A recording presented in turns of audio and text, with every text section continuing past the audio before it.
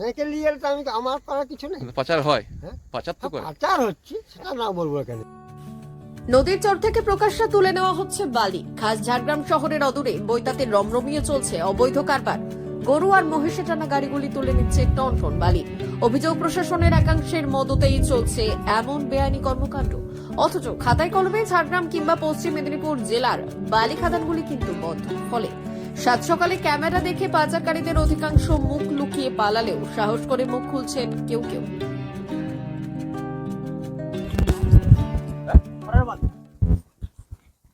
বালি কোথায় নিয়ে যাচ্ছে?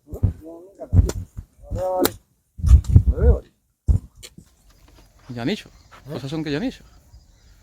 মানে পাবলিকের এক গাড়ি দু গাড়ি লাগছে লোকের। তো গাড়ি গাড়ি যাচ্ছে দেখছি, স্টক করেছো তোমরা? হ্যাঁ, স্টক করেছো তো? আপনি চলুন আমার সঙ্গে চলুন, আমি আমার সঙ্গে গেলে বুঝতে পারছি যে কোথায় গাড়ি লাগে। অনেকে তো নিয়ে যাচ্ছে, কিন্তু পাচার করছো তো? অনেকে নিয়ে এলে তো আমি আমার করার কিছু নেই। কিন্তু পাচার হয়, হ্যাঁ? পাচার তো করে। পাচার হচ্ছে সেটা না বলবো কেন। মানে স্টক করে রাতে? হ্যাঁ। রাতে রাখতে রাখতে নদীর চর থেকে অবৈধভাবে বালি তোলার ফলে একদিকে যেমন জেলা প্রশাসন রাজস্ব হারাচ্ছে, তেমনি নড়বড়ে হচ্ছে নদীর সংলগ্ন সেতু কিংবা জলাধার গুলির ভিত। আর প্রশাসন পদক্ষেপ না করায় বালি মাফিয়ারাও দিব্যি কাজে লাগিয়েছে স্থানীয়দের। ফলে দিনে রাতে অনবরত বালি পাচার হতে থাকলেও উদাসীন গ্রামবাসীদের একাংশ। সরকারের ক্ষতি বলতে যখন সরকার সেটা না স্টেপ নিলে আমাদের এইসব লোকের করার কি আছে? যারা করছে হয়তো তারা লোকাল লোকই করছে, এগুলো তো বাইরের লোক কেউ নেই।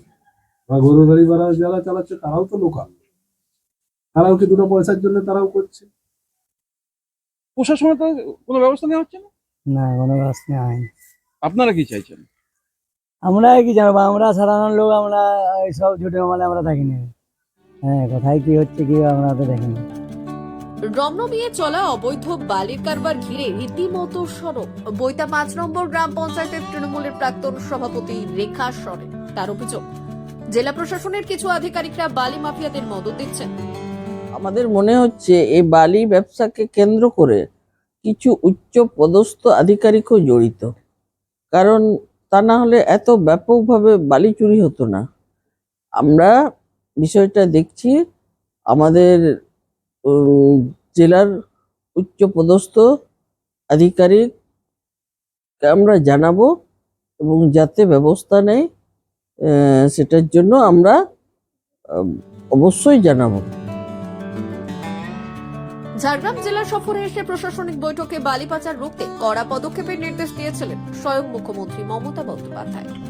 সেই সময় সাময়িক কিছু ধরপাকড়ও হয়েছিল, তবে সময়ের ফেরে আবার নতুন করে সক্রিয় হয়েছে পাচার চক্র, যার জেরে প্রতিনিয়ত চুরি হচ্ছে কাঁসাই, কেলেখাই কিংবা সুবর্ণরেখা নদীর বালি। ব্যুরো রিপোর্ট, আজকের ঝাড়গ্রাম।